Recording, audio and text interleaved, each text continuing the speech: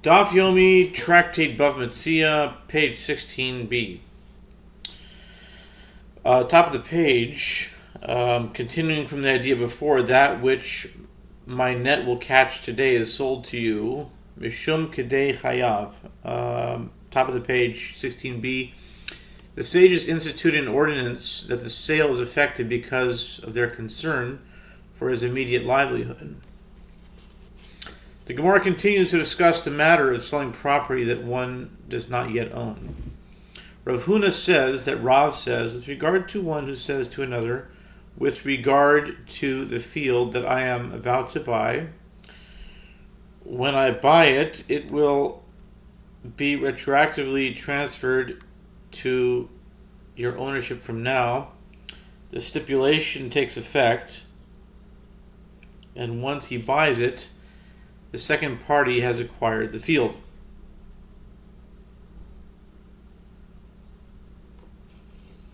Rava said the statement of Rav is reasonable only with regard to an unspecified field, as one is capable of buying a field.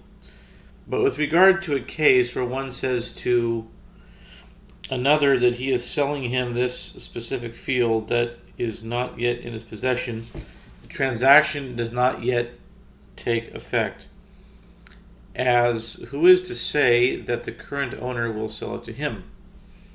Since it is not in his power alone to purchase the field, it is tantamount to an entity that has not yet come into being, and therefore he cannot sell it to anyone. The Gemara emphatically rejects Rava's qualification of Rav's statement in the form of an oath. Wow. Veha Elohim. By God. Rav said his statement even in a case where the seller said, this field, after all, is in accordance with those. This is my question. Why would you say Veha Elohim? Why would you do that? There must be something to that. Let's see. I'm constantly trying to find.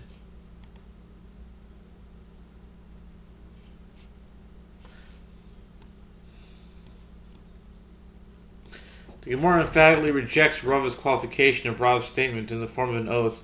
By God, Rav said his statement, even in a case where the seller said this field, after all, in accordance with whose opinion did Rav state this halacha? It was in accordance with the opinion of Rabbi Meir, who says that a person can transfer ownership of an entity that has not yet come into this world. As it is taught in a Braita, with regard to one who says to a woman, be betrothed to me after I convert, or after you convert, or if he is a slave and says, after I am freed, or if she is a maidservant and he says, after you are freed, or if he says to a married woman, after your husband dies, or if he says to a widow waiting for her yavam to perform the ritual through which he frees her from her levirate bonds. After your yavam performs chalitza with you, or if he says to his wife's sister, after your sister dies, see Leviticus 18:18. In all these cases, she is not betrothed, since he cannot betroth her at the present moment. His attempt at betrothal is ineffective. Rabbi Meir says she is betrothed. Rabbi Meir holds that one can acquire that which is not yet available, and the acquisition. That's interesting. Rabbi Meir says, but when Mashiach comes, we're going to hold like Rabbi Meir. Rabbi Meir says you can acquire. You can receive something who hasn't come into the world. That means that the Mashiach is like Rabbi Meir. And the acquisition will take effect once the item is available. In this case as well, the betrothal will take effect once it becomes possible for her to become betrothed to him. And isn't the case of betrothing a specific woman comparable to the case of selling the specific field? And yet Rabbi Meir says that she is betrothed. It is therefore clear that Rav, who accepts the opinion of Rabbi Meir, holds that the sale is effective even if the seller specified a particular field.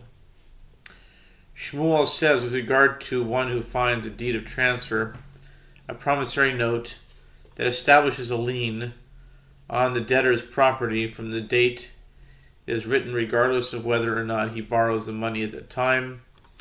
In the marketplace, he must return to its owner.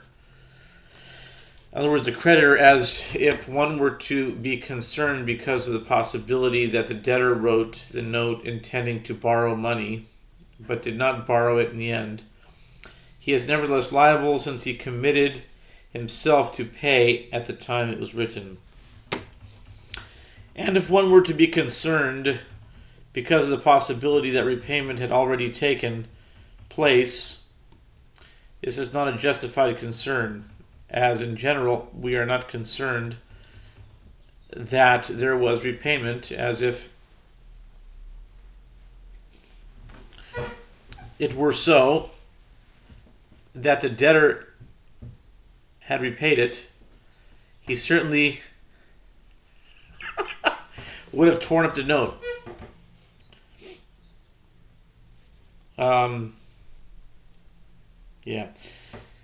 Nachman said, my father was one of the scribes of the judges of Mar Shmuel, and I was about 6 or 7 years old, and I remember that they made an announcement saying, those deeds of transfer that are found in the marketplace should be returned to their owners, the creditors, in accordance with the opinion of Shmuel.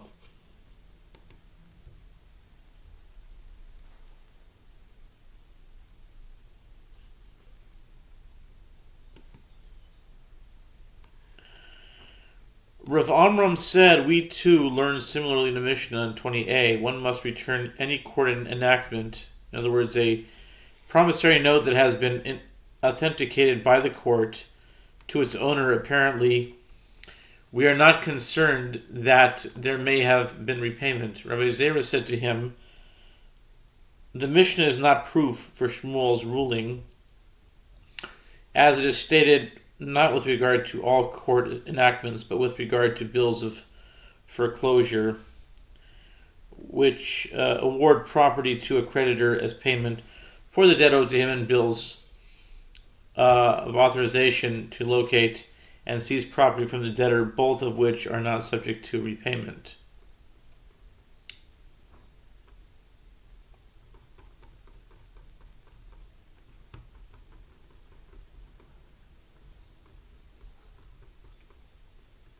We'll stop here, part 1.